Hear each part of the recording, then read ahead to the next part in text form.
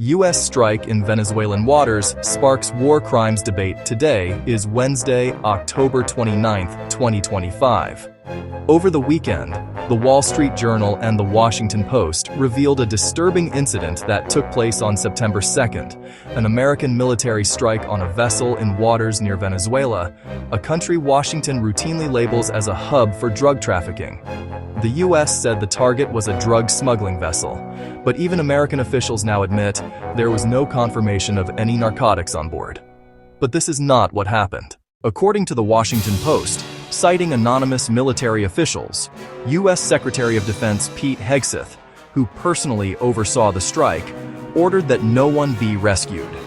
The leaked phrasing of his command was explicit: kill everybody. Following that order, U.S. forces opened fire again, killing the two unarmed survivors in the water. As shocking as this sounds, experts note this is not the first such case.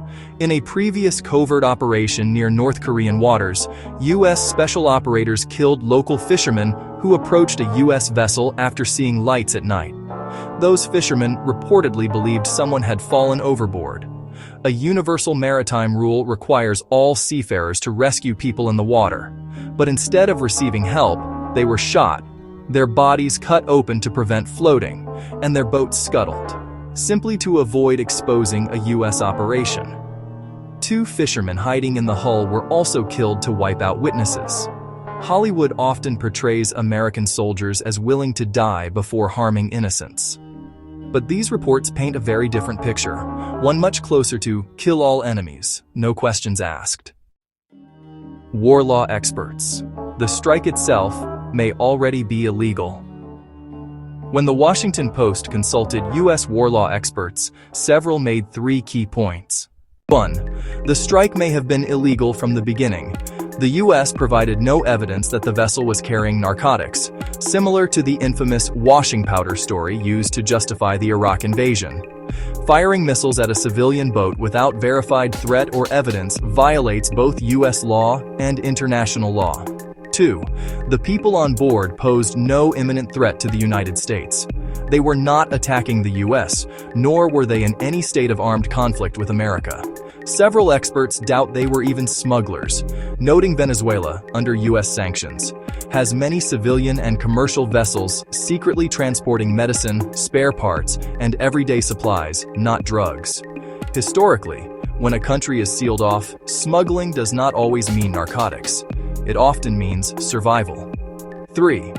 Killing unarmed survivors constitutes a war crime. If the U.S. considered them civilians, killing them equals murder. If the U.S. considered them combatants, killing them after they lost combat capability equals execution of POWs, a direct violation of the Geneva Conventions. Professor Huntley, a U.S. expert on the laws of war, stated plainly, "There is no legal war between these parties. Killing anyone on that vessel is equivalent to homicide.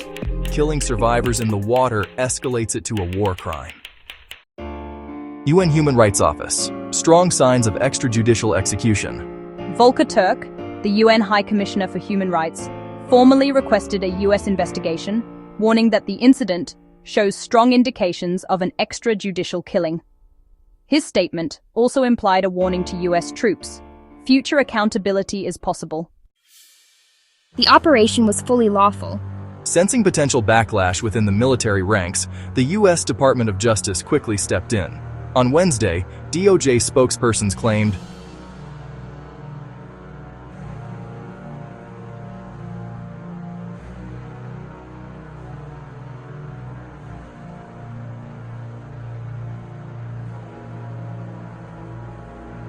this message was widely interpreted as an effort to prevent a frontline mutiny, ensuring soldiers would continue following similar commands without hesitation.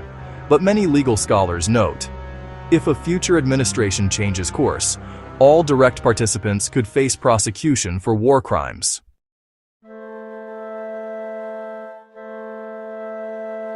Beyond this incident, critics point to a broader crisis. Does the U.S. system still enforce accountability at the highest levels?